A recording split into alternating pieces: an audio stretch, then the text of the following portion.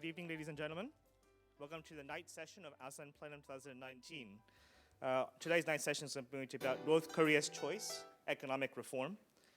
The moderator for this session is Dr. Go Myung-hyun, a research fellow at the Asan Institute for Policy Studies. Dr. Go? Thank you. Thank you for the introduction. So my name is Go Myung-hyun. I'm a research fellow at the Asan Institute. Thank you so much for coming. So such a late time tonight. I mean 9 p.m. and looks like you're all awake, and hopefully you had a nice dinner too. Because also I hope that you had a couple of drinks before coming here, because you need it. We're going to talk about the North Korean economy, and we know that the North Korean economy has become the focus of the negotiations between the United States and North Korea. We know that President Trump loves sanctions. He wants to keep them. But then the problem, though, is that we are not sure what are the impacts of sanctions on the North Korean economy and also on the North Korean population. And to confound the matter further, we are not sure whether sanctions will ultimately be able to force Kim Jong-un to change his policy of nuclear development. So to answer all these questions tonight, we have a terrific panel. But on an announcement, we had Professor Hazel Smith as one of the panel members, but then she's feeling unwell right now. I don't think it's not anything serious, but then we decided for prudence to let her go back to her room to take some rest. So tonight I'll be taking her role as well, answering some of the questions that she was planning to answer. And in addition to that, we have even better panel members here, so I'm going to introduce them in turn. So first we have Tom Byrne. He's the president of the Korea Society in New York City. He's an old Korea hand, and he's an expert in the North Korean economy and finance. Next to him, we have Mr. Kasu Furukawa. He's a former member of the UN panel of experts. He's been investigating North Korea's sanctions evasion for a long, long time, and he's still working on this issue. And now he's an independent researcher based in Japan. And he published a best-selling book on North Korea in Japan. And I think it's actually quite a high-ranked sale item in Amazon Japan. So if you know Japanese, please go to Amazon Japan website, amazon.jp, and look him up and buy a book, and then he'll send you a coupon for drinks. And last but not least, we have John Park. He's a senior researcher at Harvard Belfer Center. He's a well-known Korean expert. I mean, not just North Korean issues, but also the Korean regional issues, Korean politics. He knows absolutely everything in many ways. So we're going to test his knowledge tonight. So I have in store a very tough question for him to answer, maybe impossible to answer, but then we'll see. So before we go in, some housekeeping matters. So we are giving ourselves maximum 10 minutes each to answer some of the questions that I prepare for myself and for the rest of the panel. Then we may follow up with follow-up questions or open up the floor to the questions. So we'll get started, and then I'll start with myself. So I think you all have this handout in front of you. I didn't prepare this.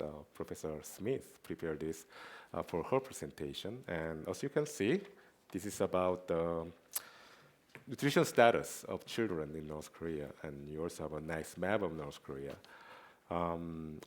I know this because actually I worked on these kind of issues myself. And these are a very actually interesting data set. This data set comes from North Korea itself. And this is probably the one of the few data sets that's available from North Korea that has this time series kind of a nature. So these are observation over time. So you can compare before and after of some phenomena in North Korea. In this particular case, the case in that this data set is following is about the nutritional status of children in North Korea. As you know, North Korea suffered from a terrible famine in the 1990s, and millions of people supposedly have died from the famine. But one of the lasting consequences of the famine happened to be the stunting of the children in North Korea. You might have seen the pictures of North Korean children, stunted growth, being low height and low weight. And so the UNICEF and the UN agency in charge of children's welfare has been tracking this issue over a long time, actually since 1998. And you see on the table on the lower right corner that there are year date, and then there's a indicator of stunting and wasting, and the percentages, right? So the percentage you see here under like stunting, for instance, in 1998, it says 62%. Actually, 62% happened to be about the proportion of North Korean children suffering from low weight. That's right. And 16%, this is actually a more important indicator of starvation and nutritional status of children. And then 16% of North Korean children were suffering from a serious malnutrition. So, but if you see that over time, these numbers have been decreasing, which is good. And by 2017, the last year that North Koreans and the UNICEF conducted this survey, the indicators have improved dramatically.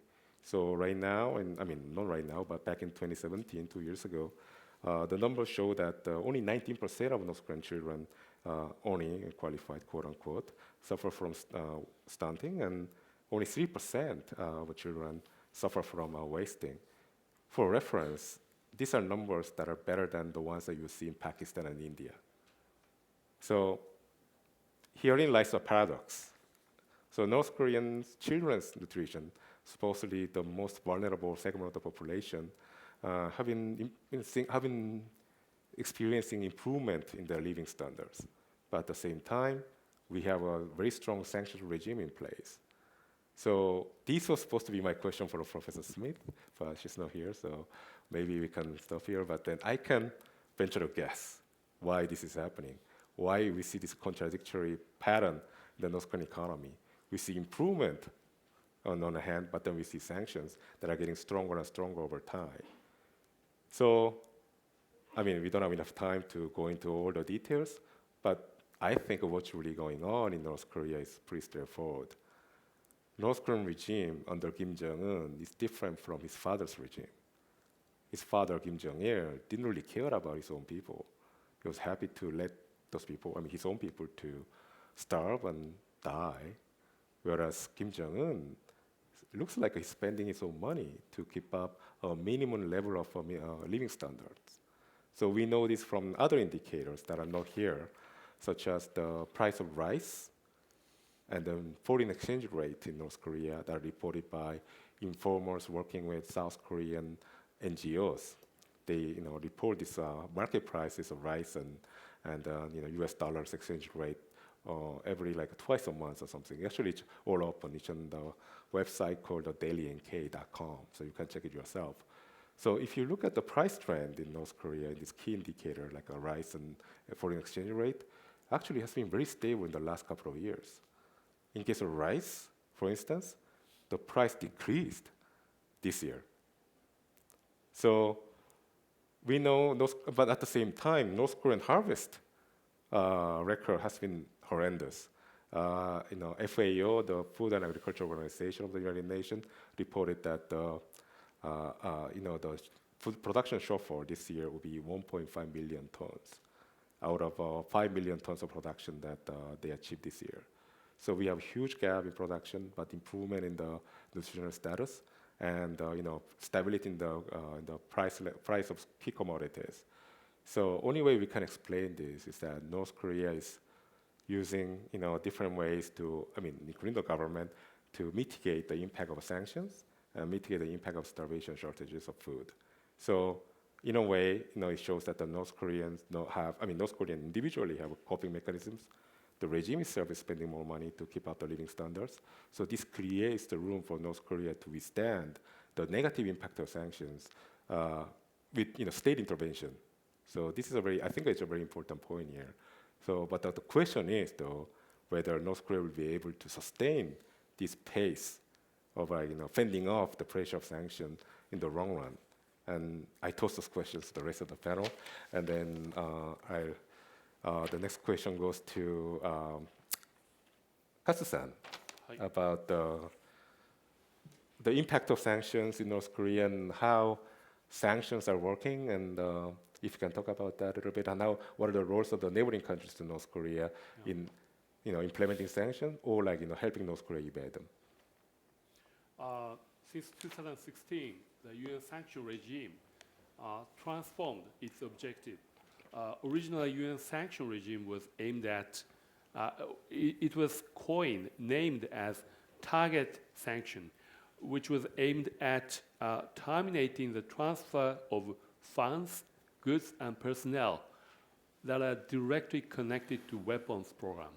That was the UN sanction regime as we knew until early 2016. After that, United States began to change the objective UN sanction regime.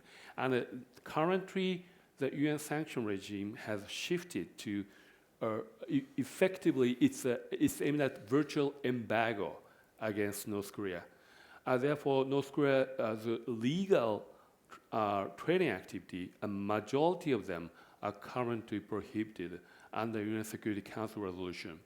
So under these conditions, there are many North Korean traders or people who are claiming that they are no longer able to do business. They're having financial troubles. So if the question is whether the sanction regime effectively affected the North Korean economy, of course, United States, Japan, or other countries are punching North Korea over and over again. And if you are not feeling pain, what are you? You are feeling pain.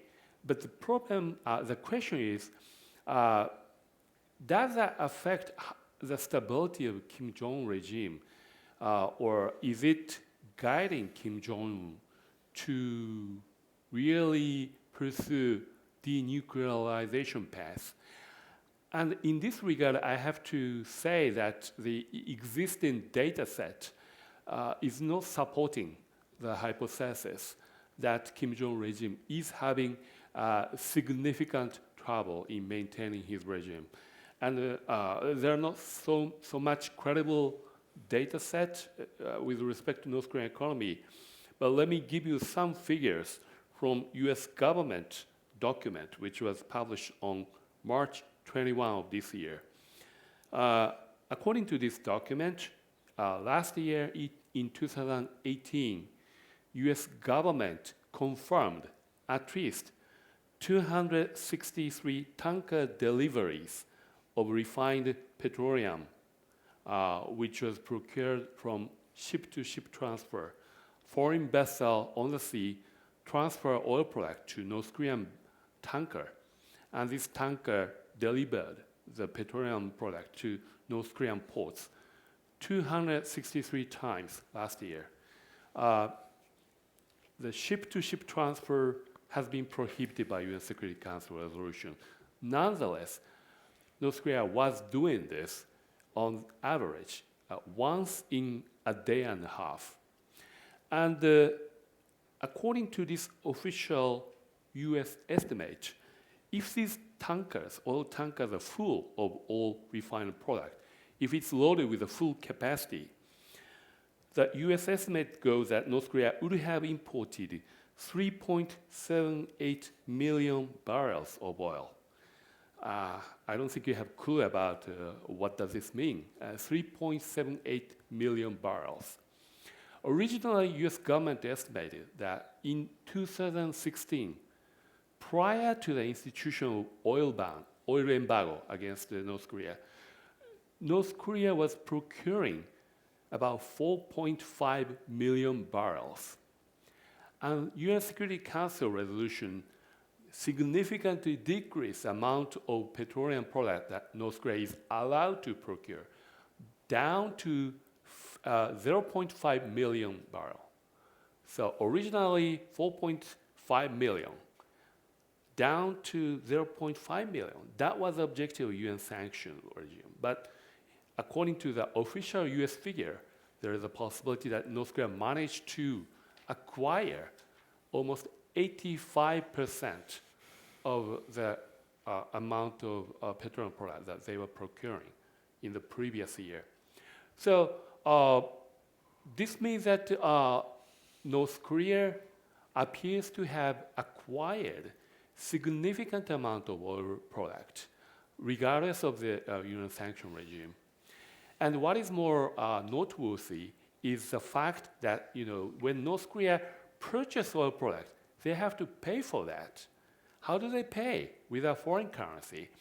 I'm sure they're paying in the form of coal in the form of illegal export of coal in violation of UN sanction, UN Security Council resolutions. Currently, North Korea is no longer allowed to export coal, but nonetheless, there are a significant amount of cargo vessels that were identified by the US government to transport coals of North Korean origin to countries abroad. So if you look at the macro situation of North Korea, the country must be going through negative economic growth. And there are many people who are affected, particularly those closely related to market transaction people. They must be suffering. But from the perspective of Kim Jong-un regime, it appears that he still maintains significant ability to acquire refined petroleum and in exchange export prohibited strategic commodity, particularly coal, to many other countries. And in addition, North Korea is meeting with the current difficulty by deepening its commitment into criminal activities, particularly the cyber attack operations. There are multiple cases identified by the US FBI that North Korea-sponsored hacker group has successfully acquired significant amount of foreign currency from abroad. Early last year, in Japan, there was the cryptocurrency exchange platform was attacked, and the amount of money stolen from there was almost equivalent to $580 million equivalent currency.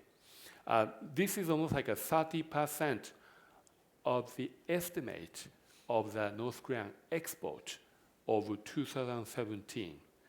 So single cyber operation through single cyber operation, North Korea acquired foreign currency, actually cryptocurrency, which is almost equivalent to the amount of 30% of the North Korean entire export of year 2017. So North Korea appears to maintain still certain capability to acquire foreign currency and also developing new methods to acquire foreign currency. And cyber security, you can name so many countries which still remain weak today. And these are all weak spots that still remain, you can observe throughout the world. But these foreign currency acquired by the Kim Jong-un regime through illegal cyber attack operation doesn't necessarily mean that North Korean people who are doing market activities can thrive or survive based on those money. I don't know how the stolen monies are distributed within the North Korean system, but nonetheless, it appears to me that North Korea as a whole is certainly feeling pain, but Kim Jong-un regime appears to maintain certain ability to acquire impressive amount of foreign currency. As time goes by, however, I'm sure same cyber attack operation could not be conducted successfully as more countries begin to learn how to protect their cyber system. So hypothetically, the more time passes, the pain may increase on the part of North Korea. But remember, North Korea is not a democratic country. all you need to do is to secure certain amount of resources to control North Korean military through North Korean internal security force. In the social science arena, the most important point to prevent regime change is to keep grip on your military. And so long as you're successful, you can go after Venezuela model. If you fail, you're going to be the president of Algeria or Sudan, as you see today. When the military revolt, it's the end of your regime. But so far, I see no indication that internal security force or military force is revolting against Kim Jong at all. And just one final remark. The smuggling operation or money laundering operation or these kind of cyber operations involve North Korean agents dispatched to foreign countries, as well as their foreign collaborators, which are situated in so many who are located in so many countries around the world. And I think even in South Korea, you should have those people. In Japan, we also have North Korean collaborators. China, Russia, there are many more. The United States government began strongly monitoring the transaction between North Korea and China since 2017. After that, the Chinese businessmen began to shift their operation base to other countries. So today, I'm finding Chinese person of interest whom I have been investigating since when I was in the UN panel of experts. I was investigating those sanction violation incidents. And some Chinese person of interest are now establishing company in Japan, in the heart of Tokyo. South Korea or other countries may look into who are registering or establishing companies in your territory. Once those people have, the Chinese people does not operate only from China. There are North Korean collaborators in Japan, South Korea, Russia, Southeast Asia. They coordinate with each other to enable single operations because it involves multiple jurisdictions across multiple countries. Most of them have not been attributed by any law enforcement authorities. This is a reality today. So terminating this illegal network constructed by North Korea is not as easy as you may presume. UN sanction regime can be so effective, only so much, to the extent that member states really implement those sanction regime. But today, I don't think a majority of member states are not as serious as they are supposed to be. Great. You said that this was your final remark, but I wanted to keep you on the spot just a little bit longer. Because I wanted you to elaborate a little bit more about the role of the neighboring countries, such as not just China and Russia, but we just heard from Katsu-san about Japan and South Korea. For instance, in South Korea, we know that South Korean government investigated 3 coal importing companies in Korea that imported coal supposedly from Russia, but happened to be North Korean coals. And we also know that a couple of South Korean oil tankers are under United Nations and US watch list for having supposedly been involved in the illegal ship-to-ship transfer of oil products. So my question is, if the sanctions have so many holes and that there's so many actors helping North Korea evade the sanctions, so are sanctions really working? You mentioned that North Korea has been able to make up for the 85% of the oil that they used to import before the sanctions came into effect through this illicit means of procuring oil. So are you hopeful that the sanctions are going to having the impact that they are designed to have? very briefly, sanctions are making more costly for North Korea to conduct business activities, external business activities. That's for sure. But sanctions are not able to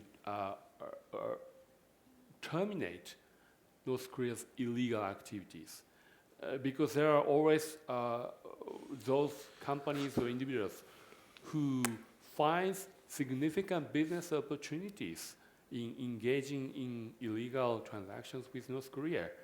The key word here is repeat offenders. For a majority of incidents of violation of North Korea, a violation of UN sanction regime, same people or same company keep appearing.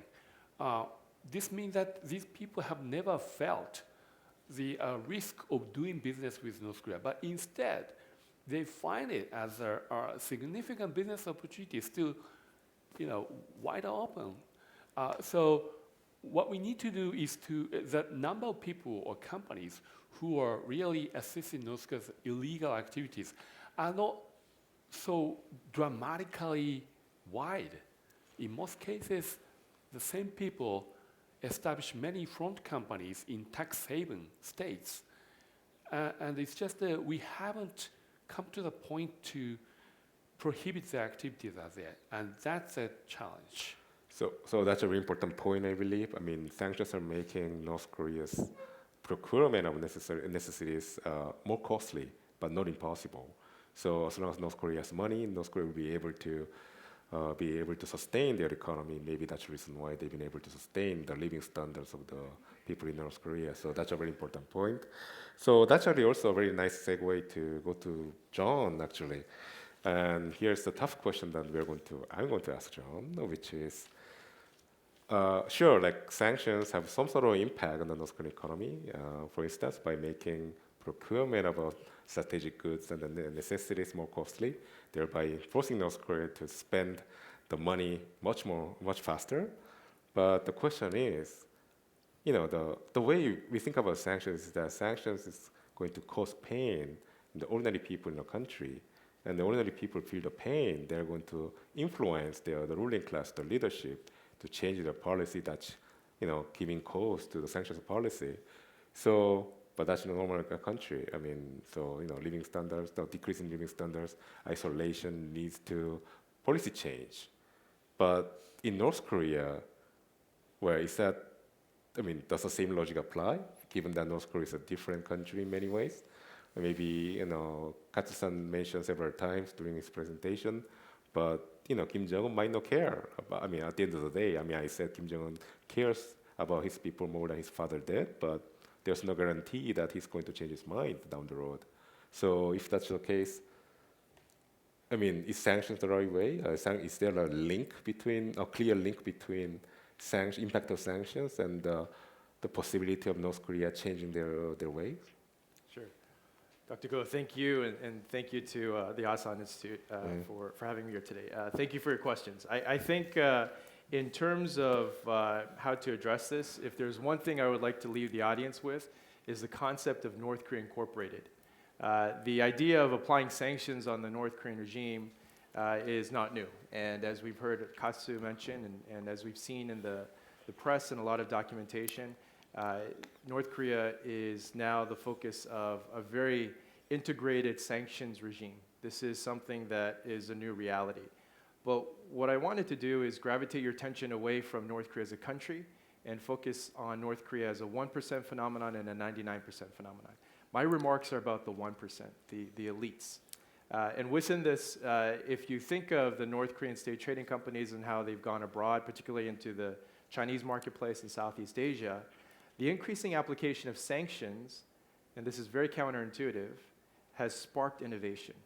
My colleague, Dr. Jim Walsh at MIT, and I, we conducted a 3-year study looking at how the application of sanctions for this narrow 1% has raised costs, has made it more risky to do business with North Korean entities, and certainly has scared off some of the local private companies. But for those who are incentivized by the risk, they seek out North Korean clients. They're basically charging higher commission fees to the procurement on behalf of North Korean clients. And that has led to the type of enhanced effectiveness for North Korea Incorporated.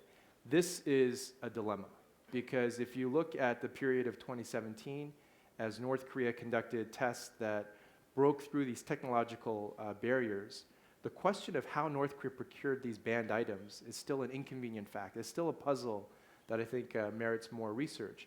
But one thing to look at are these commercial channels, which in many respects constitute dual-use technology. Once you develop these commercial channels, it becomes much more easier to procure these illicit items that make their way into North Korea. So with Dr. Ko's question, the link, I think one way to envision it is if you imagine sanctions as antibiotics. By applying more and more antibiotics, by applying more and more sanctions on this very narrow sliver of the elite North Korean regime, we have essentially created a superbug. This is a type of element of the regime where certainly sanctions have an impact on other parts of the 99% and the 1%, but with this particular piece of it, North Korea Incorporated, we're looking at this elevated risk, this monetization of risk, and essentially a market approach to how the North Korean regime has adapted. So let me conclude with 2 points and then move it on, save some time for the Q&A component. But the two pieces in terms of implications, one is that the belief that by applying more and more sanctions, it increases our opportunity to bring North Korea back to the negotiating table in our terms. We have to fundamentally revisit that. That could have been the case years before, but there is something of a tipping point in terms of where we are today. The second implication is the view that if you look at it from a business lens, this is not just a function of North Korean state trading companies becoming good, it's their local private business partners in different jurisdictions in Southeast Asia and China. And this is an element where if you look at the local marketplace, North Korean clients are not viewed as criminals or illicit agents on behalf of the North Korean regime. They're just viewed as expat business people. And that's the element that when you look at the broader scope of how we are going about cutting off revenue streams, looking at these different types of North Korean state trading companies in different jurisdictions, it's the embedded nature of these North Korean businessmen, if you will, in these areas that has created a situation where it's no longer North Korea's choice, but North Korea's decision. Thank you. Okay, that's great. And then I think that really leads to Tom, because I think John essentially described North Korean economy as a hybrid system. I mean, hybrid in the sense that it has the illicit component and illicit component. And there are agents of North Korea operating in different parts of the world, especially in this region in Northeast Asia, masquerading as a legal business person. But then at the end of the day, they are aiding the regime economically. So essentially, we know because of the external factors, North Korea has become a monster in many ways, adapting to the pressure. But then, in a way, it's deviating from the normal path of economic development. So in that sense, well, that sounds very gloomy and all that. But in order to inject some sort of optimism here, we're going to turn to Tom, and then hopefully, can shed more light to an alternative path of development for North Korea. Well, North Korea's made a bad choice to develop its military nuclear weapons program rather than its economy. Even before the comprehensive sanctions were put into place in early 2016, I mean, North Korea was stuck in a low-income trap. We talk about middle-income traps, like Malaysia is a good example. But North Korea's been in a low-income trap, a very low-income trap, since 1990. Now, these statistics, I mean, I don't know what to do with this, the ones that you mentioned, because we have World Bank surveys and a whole bunch of other surveys. There's no consistency in reporting, so I think these are analytically useless, actually. But if you look at, actually, Citibank in Hong Kong, Kim Jin-wook did a very nice study. And before the sanctions were enacted in 2016, if you look at some basic economic indicators such as refining capacity, power generation, road expansion, expressway expansion, there's been no improvement since 1990. So since 1990, forget about the per capita income figures, which are really low, although We don't have national accounts in North Korea, so we really don't know what the per capita income is. We don't know if it's higher than Nepal, lower than Nepal, higher than Pakistan, lower than Pakistan. But we do know that North Korea's only been refining a certain amount of oil since 1970. It's been constant. Power generation hasn't moved. Rail and road expansion is basically non-existent since 1990. So North Korea is in this low-income trap, and that's been the decision of the Kim. Well, 1990 was Kim Il-sung and Kim Jong-il, and Kim Jong-un's maybe trying to do something a little different, but basically he hasn't embraced on any sort of systematic economic reform policy. The reform from below, the incentives given to factory managers and farmers is really meaningless in terms of moving North Korea ahead economically. So I think we're still in this situation where the Byungjin policy is really, it doesn't really mean anything. It's really Juche and Sungun and all of that. I mean, even if you look at the New Year speech given by Kim Jong-un, Juche is mentioned, I forget how many times, and socialism many times, but market economy, economic reform isn't mentioned at all.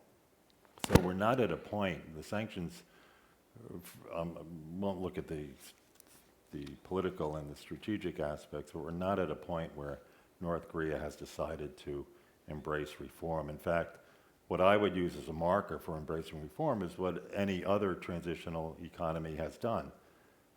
When China decided to embrace reform, when the Socialist Republic of Vietnam decided to embrace reform in 1986, when the Russian Federation collapsed and decided to embrace reform, and Mongolia had its democratic revolution, they all joined the IMF within a year, about. They joined the WTO a bit later, depending on the country, but North Korea is really not at this point where it's seriously considering economic reform. It's still trapped in this, well, it's still in this very low income trap, and I don't see it moving beyond that. And so sanctions evasion and all that is really a side story. Maybe it allows North Korea to muddle through, but so North Korea's been in this low-income trap since 1990, 3 decades. You know, how long will it last? Another decade? Who knows? So, what will be the change that could be brought about by North Korea gaining the membership to the International Monetary Fund? What kind of consequences? Well, now they have the problem. They have to they have to give up their nuclear weapons. Of course. They didn't have that problem before when they first approached the IMF and the ADB, but now they have that problem. Okay, so let's say like North Korea gives up its nuclear weapons, and that's what President Trump says. No, President Trump, after having met with Kim Jong-un, apparently Kim concluded that Kim Jong-un is willing to give up nuclear weapons in exchange for economic development, full-scale economic development, like Vietnam and other former communist states are engaged. So, but you are saying that that's not going to be the case because North Korea is engaged in systematic malpractice of economic policies, and they're not showing any indication that they want to change that policy, right? Right. It's their choice. They're not making that choice yet. Okay. So I was hoping for some injection of optimism, but I think I will continue with the gloomy state. So this is like a first round of questions that I prepared for the panel, and then so far it looks like the overall consensus is North Korea is not suffering that much under the sanctions, not because sanctions Well, are... I would say they are suffering a lot. Yeah. They always have been suffering, except for Okay. the elite in Pyongyang. Maybe John or you know something more than I do, but Yeah. I mean, so. Yeah, but then not so much because But the they're muddling through. Yeah, so how long can they muddle through? Yeah, sanctions are not ineffective, but at least some of the impacts of sanctions are being mitigated by the regime, which has adapted to all these extreme conditions imposed by the international community because of North Korea's nuclear development. So in a way, it looks like the consensus is that North Korea is going to be able to muddle through for the foreseeable future, which has implication for denuclearization negotiations. Correct. So with that gloomy note, I'm sorry about that, but then I'll be getting questions from the floor. Okay, so yes, Simon? And then also identify yourself for the benefit of the audience. So Simon Denyer from the Washington Post. I mean, simple question actually, really just keying off what Thomas was saying. How long can North Korea muddle through? I'd be interested to see what range of views the kind of panel has. 10 years, 20 years, 50 years? If it continues like this, without changing, with a sanctions regime which is, inadequately policed, can it survive indefinitely, or is the clock in the modern world really ticking to some kind of collapse? Well, that's a good question. I'm going to Ask everyone to give a number. I don't know. This is a great question for the night session. Night session is supposed to be, like informal and challenging. And I mean, I'm sorry we have a camera there, but then it's, we can be very forthcoming about what we think. So, but because I'm the moderator, I'm going to use the prerogative as a moderator and deflect the question to the rest of the panel first. So who's going to volunteer? Who would like to? Tom? Well, there was an American economist, his name was Herbert Stein. He was on the Council of Economic Advisors. And what I tell the students that I teach in terms of sovereign risk is that if something cannot go on forever, it will stop. So how long can North Korea exist in this very low income trap? I guess is either you said it or somebody, as long as the military is loyal to the leader, then maybe it could go on, but that doesn't always work forever, because if you look at the lesson of the Arab Spring, I think it's when the military separated themselves from the leader, such as Ben Ali in Tunisia and with Mubarak, that the country didn't completely spiral into chaos as it did in Libya and Syria, where the military stayed loyal to the leader. But there, I think you're into this question of, do you have rising expectations in North Korea? Are they informed about their relative poverty compared to the Chinese and the South Koreans? I think in the 1990s that wasn't the case. Maybe now it is. So I would say, I don't know if you're asking us to give 5 years, 10 years, 20 years estimate, but I would say that at some point the system has to collapse. But the sanctions should remain in place as they are. Well, sanctions or not, I mean, even before the sanctions, North Korea wasn't doing well, as I said before, because if you look at any of the basic supply side indicators, North Korea was going nowhere since 1990. It had flatlined. And, with the sanctions in place or with sanctions evasion, you're not going to get economic growth in North Korea. You only get that through systematic reform and opening, as we saw in, say, Vietnam or China. Okay. As I said before, worst comes worst. Kim Jong-un can be dictator. He's currently declaring the economic policy of people first. But if he doesn't go well, and at the end of the day, he can be a dictator to secure certain amount of resources, exclusively for the purpose of maintaining his own regime. But I think North Korea is already strategic. I mean, John Park, he's a nice guy, so he praised North Korea as innovative, which I don't want to, but I have to admit that he's correct. But I would coin North Korean posture as more strategic. You look at the currently, what North Korea is doing. China is still maintaining a grip on sanctions to some extent. So North Korea is having difficulty acquiring goods or doing business through China these days. So what is North Korea doing now? They are looking to Russia. And also when doing business through Russia, they involve more countries for single transaction. For example, when transporting North Korean coal to South Korea, the scheme was for North Korean vessel to go all the way down to a sea close to Indonesia. And then the coal was to be transferred on the sea to a Russian cargo vessel. And the vessel was supposed to deliver the coal to South Korea. So single smuggling operation involved Russia, South Korea, and the seller on the contract was provided as a Hong Kong company. And also Indonesian businessman was collaborating to arrange whole scheme. So 4 countries at the minimum are involved. And you know what?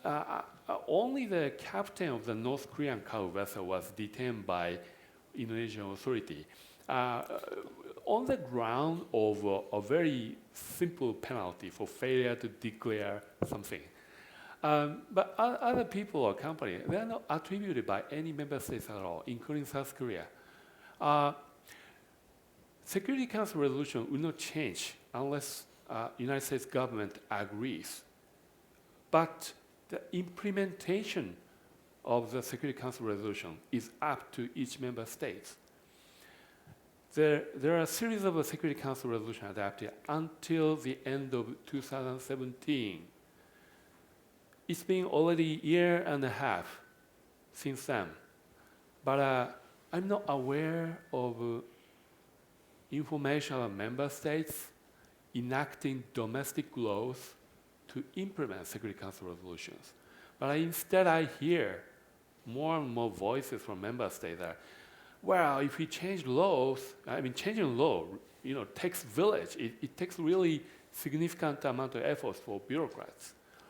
But the moment you change law, you try to change law, but President Trump indicating lifting sanctions since last year.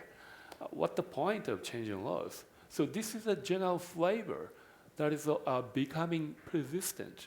So without changing resolutions, North Korea, in my view, appears to be trying to be quiet with respect to nuclear and bus missile activities, to the extent that more and more countries will be content and will continue to feel that, well, maybe we don't have to be so stringent about sanctions.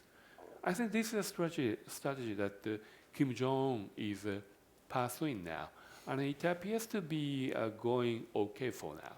I don't. One thing about North Korea is that you never make prediction because your prediction is always wrong, true wrong. But I think they have the ability to adapt strategically and maintain the regime for longer than many expect. So I would say the analysis is incomplete. I mean, we've traditionally looked inside of North Korea, try to analyze the economy, look at the markets, bottom-up marketization. The piece that has been missing is that it's now diversified. It's gone abroad. And so if you look at core elements of that 1%, it's not a function that they're going to neighboring countries to do business. They're embedded in those countries. That's the new reality. So for me, it's just a fundamental task of doing the diagnosis. Look at the reality of the situation and then try to understand the implications of it. But to your point about the viability of this type of model, it all depends on what framework you use. The framework I use is a family business with nuclear weapons. As a family business, it has to focus really on what its priorities are. It's not burdened by the element of trying to raise the bottom 99% up. So with that, the China piece of it is so crucial. If you look at the visit by then Premier Wen Jiabao in October of 2009, he met with an ailing but recovering Kim Jong-il. He bounced back from a health crisis.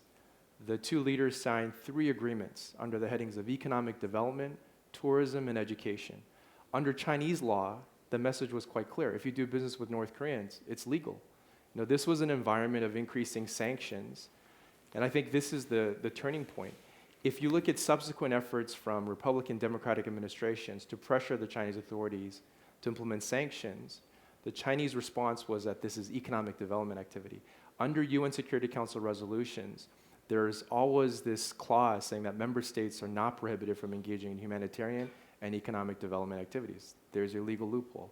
Tourism is a big part of Chinese nationals coming into China, into North Korea, I should say, moving in and out without visas. So you have the free movement of goods and people. And then with the education component, North Korean workers in China are on learning permits. These are all conduits that are legal under Chinese law. So this is a piece of it where it's a rear view mirror aspect of it. It's not an aspect of what are the implications going forward. These are the realities on the ground. The bottom line in all of this is that the North Korean elites and the North Korean incorporated structure is decentralized. So if you look at it, the most potent members of this apparatus are not in North Korea. And for them to live and do business and essentially be members of expat communities, I think it's long overdue that we use a different type of framework of analyzing this situation. So, yeah, sure. So, identify yourself. And Yeah, I have a question. Now that North Korea achieved somehow the nuclear status. identify yourself first. Stefano Solvage. Now that North Korea has achieved somehow the nuclear status, even if it's not recognized as such, isn't there a trade-off, a different trade-off between the military expenditures and more development of economy? There were recently, I think, a nomination of a key figure, which meant that the whole team and forces were removed, shifted from the military purpose to more economic purpose. So do you think this will have some impact as well, or? So essentially, whether nuclear capability is going to allow North Korea to invest less in nukes and more in the economy? Is it redirect the resources really from, happening, or is it just? So redirect the resources from the military to the civilian part side. of them. Yeah. So would you like to take a stab? Go ahead. I'm not aware of this transfer of personnel from military program to civilian program.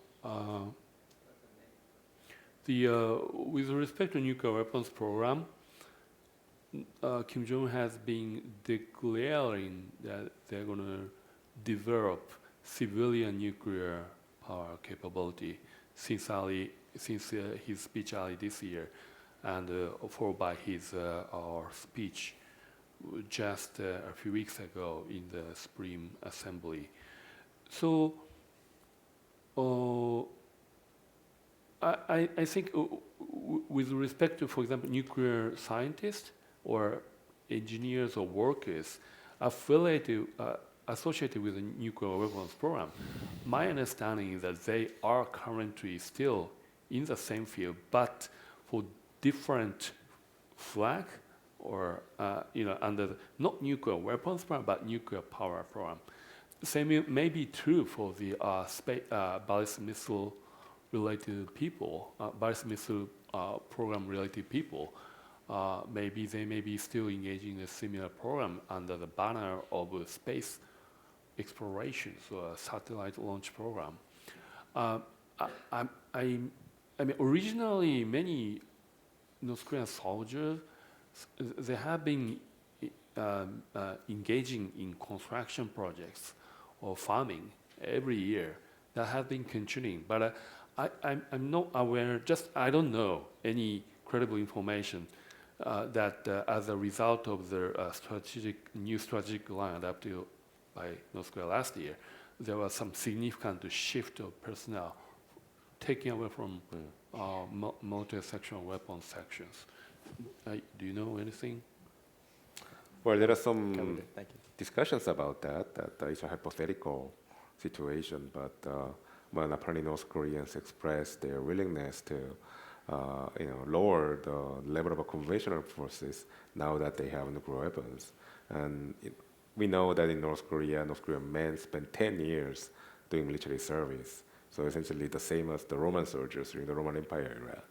So for North Korea, or a small country like North Korea, they have to, that's a lot of, resources being wasted on defense, knowing that they're technologically, in disadvantage compared to South Korea. So it makes total sense for North Koreans to divert those resources to productive sector from the military. So there's some credence to the arguments of we think the North Koreans are going to do that, but not so sure. So, another question? There's like a hand down there. Oh yes, Ambassador. Just one question. I'm curious. What is the best guess about the importance of foreign workers? Because that is always an issue, how important they are for the North Korean economy. Foreign workers within the country, that's the Kaesong problem. But let's leave that aside. There are quite a few in China. There's speculation that Russia might be interested to have more North Korean workers in the Far East because Russians are not so keen to work there. There seem to be quite a few in the Middle East. So how much of an economic factor are they? Because very often they are presented as a major economic factor, and the earnings then are used for nuclear purposes. So, John, maybe you know, the figures that I've read, they get about $500 million a year from overseas workers. I mean, I don't know how That's accurate about they right. are, which is okay for North Korea, but $500 million is not that much money. I mean, look what the Filipinos make. I forget what it is now. We're talking about 15 billion, 20. I lost touch. So I think it's important. Anecdotally, I remember reading a New York Times story of North Korean workers in the Soviet Far East. I think they were doing home remodeling. Did you read that story? And they're the preferred workers. They work better than the Central Asians, the Chinese, the Russians, and there's a premium on North Korean workers because, as we all know, Koreans generally work very hard. So I guess it's an important source of foreign exchange, but even $500 million isn't all that much money if you're talking about a country that's trying to raise its living standard above a very low level. Well, $500 million is not much money, but then we also can look at this from a little bit different perspective. North Korea is a country, if you just look at the economic data, North Korea never recorded, apparently, a trade surplus in its economic history. It always lost money from trade. Well, that's the goods trade reported Exactly. on Chinese customs statistics. Well, it's an inference that we can make. So if that's the case, North Korea had to, if they have a current account deficit, they have to make that up with capital account surplus. So the surplus has to come from somewhere. So for a long time, we suspected North Korea was engaged in, it was engaged, not we thought, but actually it was engaged in illicit trade, like weapons trade and trading like a counterfeit money, drugs even. But that was replaced in large part by more legal means of making money, such as sending workers abroad, sending workers to China, Russia, Southeast Asia, Europe, Africa, and sending restaurant workers. Was frequented by South Korean tourists mainly. So that was a huge source of money. So if you, just look at the official statistics, which is questionable to an extent, North Korea was recording $1 or $2 billion of trade deficit every year, just looking at the trade account. So that means they have to make surplus in their capital account by the similar measure in order to keep the economy afloat. So that means, $500 million was, depending on the year, a bad year, a good year, could have accounted for 50% of their capital account surplus. So I think that's the reason why North Korean regime, even though it was peanuts money in many ways, it was more money than that they earned by exporting weapons, say to dwindling number of friendly countries Uganda or Cuba. So in that sense, the income coming from the overseas workers actually was very useful for the regime. And there's actually added bonus. For instance, the North Korean workers who are posted to Russia, they mainly they start working in the Siberian logging camps. And the way, the North Korean workers are compensated directly from the Russian employers, but the money goes directly to the North Korean state, obviously. But the Russian state supplied some of the production, logging production, to North Korean state directly at a cut rate price. We saw that from Russian customs data. So the North Korean regime was getting two types of income by sending overseas workers to Russia. One through wages, the other from the arbitrage, by buying Russian oil at cheaper rate than the market price, and I think they resold also some of the oil to other markets. So, the $500 million of our wage income is just the surface. I think we suspect that North Koreans made like a side profit here and there. Restaurant workers, for instance, I mean, it's a much smaller scale, obviously, but then the wage income is just like the tip of the iceberg. So if that's the case, North Korea probably was able to make up for much of their, not much, but like a substantial proportion of their trade deficit through, this scheme of sending workers abroad. Just, if I may just add, Yeah. According to the figure provided by a UK ambassador to United Nations, she mentioned that $800 million income earned by the North Korean workers overseas per year.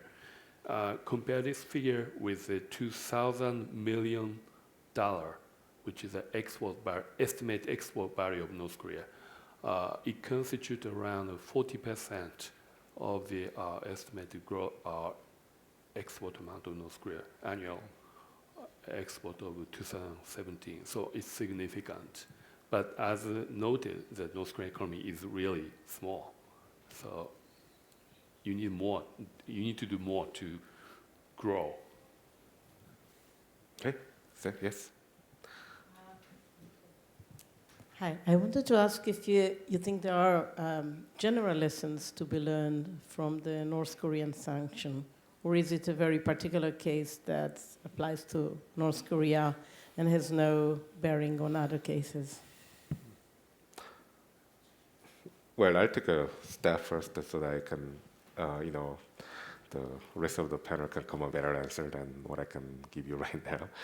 So the North Korean sanctions policy is not just based on the case of North Korea. In many ways, I think the United States has been improving their sanctions regime over time through lessons learned. For instance, we can even say that the origin of U.S. government's current financial sanctions regime that are in place against countries like Iran, Venezuela, Russia, had its genesis in North Korea, when the U.S. State Department and the Treasury Department went after the Bank of Delta Asia in Macau in 2005, I believe. So that's when the U.S. government found out that just targeting a small little bank in Macau, it could inflict a major pain in North Korea. Before then, we thought that North Korea didn't really care about this kind of sanctions because North Korea was juche and all independent, cut off from the rest of the world. So there's nothing that we could really inflict pain on North Korea from the outside. But then we found from Macau that just like touching that node of financial system, it really inflicted huge pain in North Korea, and the amount involved there was only $20 million. So I think that was a major lesson. So that was, then I think the U.S. government took that lesson, and then ran away with it. And I think we saw element of that, not just in North Korea, but Iran policy, especially the way the United States made us financial measures a major centerpiece of their sanctions regime against the country, and targeting the oil and all that. So, but again, we see some element of Iran sanctions in North Korea, the way the U.S. government is targeting North Korea's export and import. So it's like a not dialectic, but it's like, goes through, it's a constant learning process, I would say. And we see that the U.S. government actually definitely likes the effectiveness of the sanctions regime. How that really influences other countries' behavior, and even like countries that everybody long thought that was impermeable to outside pressure, such as North Korea. So I think if we go beyond North Korea, I think we are seeing the genesis of another phase of a U.S. foreign policy. I think the U.S. government has probably found an instrument that's not kinetic, that's just equally effective without the side effect. There's huge side effect because the population suffer. But in my view, I think it really diminishes the cost of conflict, actual conflict, but then could be equally effective from the U.S. policymakers' point of view. I think countries respond differently to sanctions, and leaders do. Libya is a case where the Libyans and Gaddafi were sick and tired of international isolation and the pain of sanctions, and they decided to have a rapid denuclearization, and that they reaped economic benefits for 7 years until the Arab Spring ended the good run they had. I think in South Africa, the sanctions against the apartheid regime worked constructively to help end apartheid, but you had leaders responding differently, and obviously the North Koreans are digging in and trying to withstand the sanctions. So I don't think there's any general lesson. It really depends on what a country and its leaders envisage for the country's future. If I may add several things. I think sanctions were employed by U.S. or Japanese governments as more of a tool for, a campaign tool. I mean, declaration that we are going to impose you maximum pressure. President Trump or Prime Minister Abe kept shouting. But essentially, sanctions are not for, not to be used for, sanctions are not tool for advertisement of your diplomatic strategy. It's a tool for law enforcement authorities to regulate activities, specific activities. But here's the problem. At the level of UN Security Council resolutions, we input so many tools. If these tools are fully employed by so many UN member states, you could have really instituted a serious sanctions regime against North Korea. But the reality is that in almost a majority of UN member states, the bureaucracy have, they're so resistant to any change of their laws. And as John Park stated, for a majority of member states, they don't consider North Korea as an enemy or business activity with North Korea is bad. Therefore, no change in the law. Then you have a very good sanction tool authorized by international laws, but no member states use it. I think this is the reality. And particularly, there are elements, the fields currently cultivated by North Korea to evade sanctions, money laundering, or smuggling through shipping networks, or cyber attack operations. All these, in each of all these fields, in each member states, multiple ministries or agencies are relates to money laundering, cyber attacks. There's no single responsible government agency. So it requires intricate interagency coordination, which we don't see so much as we stand today. So North Korea, in my view, the way they evade sanctions are, they are loyal, or they are loyal to the basics. They thoroughly implementing the very basics of how to evade laws, and the member states are not able to meet with the challenge. That's a problem I think we see today. I would just add a slightly different angle to that. If you go down this path of interdictions and more sanctions, embargoes, isolating North Korea more and more, you could see the phenomenon of what's called coal liquefaction, turning coal into oil. We saw that with World War II Germany, World War II Japan, apartheid South Africa.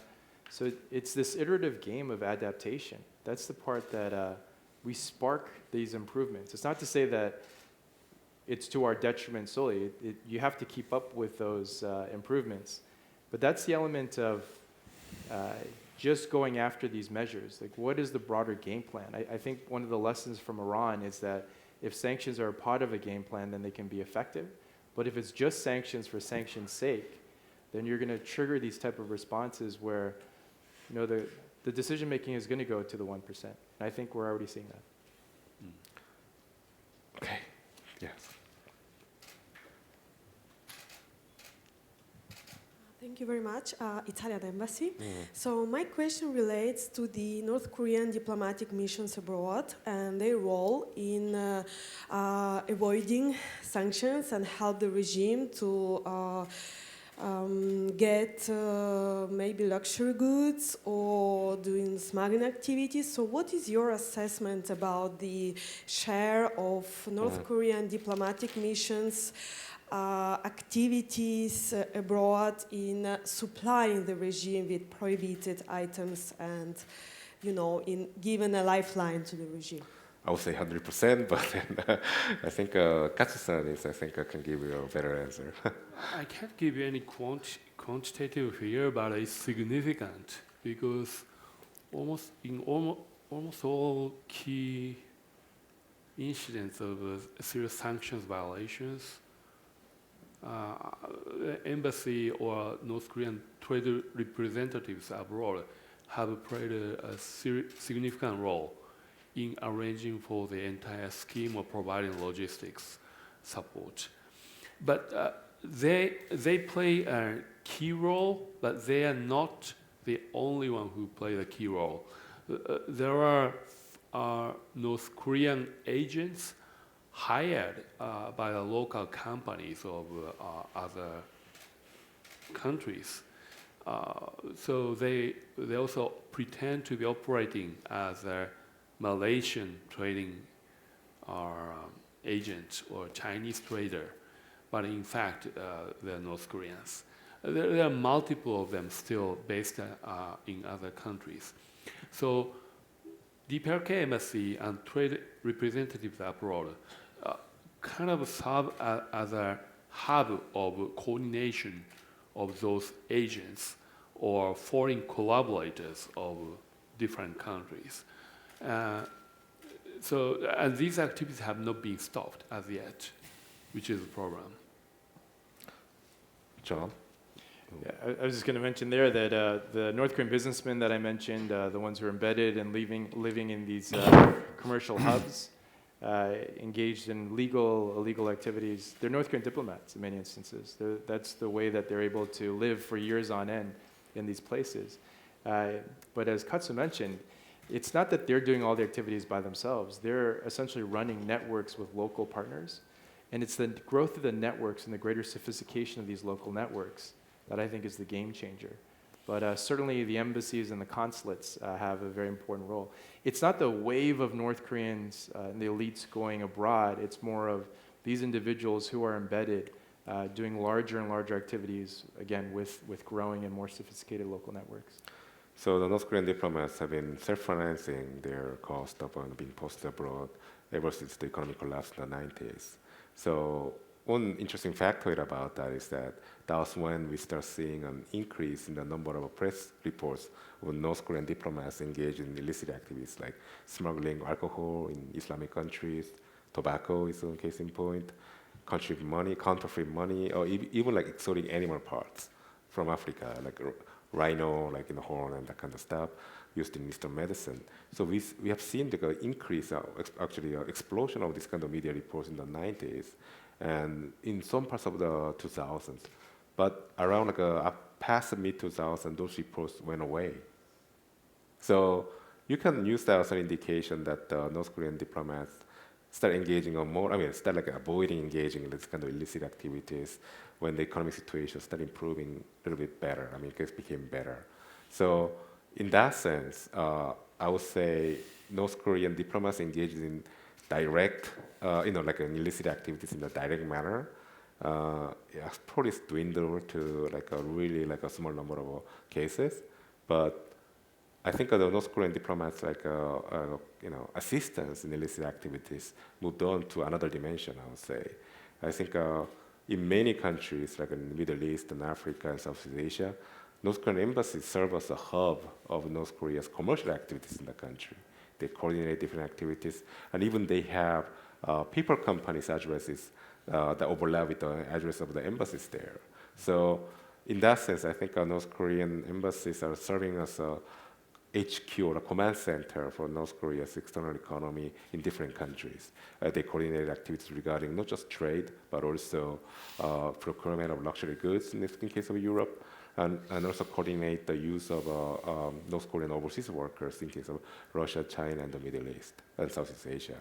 So it's a different dimension of illicit activity now. So in that sense, I would say North Korean diplomatic corps is involved in illicit activities, but then it's in a gray area, I would say, in many ways. So we're going to get one final question. It's almost like the end of the session. So who would like to ask one last question that could really define the session? Okay, so no takers? Okay, so if that's the case, yeah, it's been a long session. It's thank you so much for staying at such a late hour. It's almost like 10:30, and I think we get a lot out of this terrific panel we had today. So, I mean, I think hopefully I learned a lot myself, and so please give a big round of applause to the panel that stayed so late. And thank you so much again, and then we'll see you first thing tomorrow. So the conference continues. Thank you. Thank you. This concludes all the sessions for today. The next session in this room will be called Values or Interests. Will begin 10:45 tomorrow morning. Once again, thank you for attending, and have a nice evening. Thank you. Wow. So thank you so much. You look very tired. I am tired. Yeah.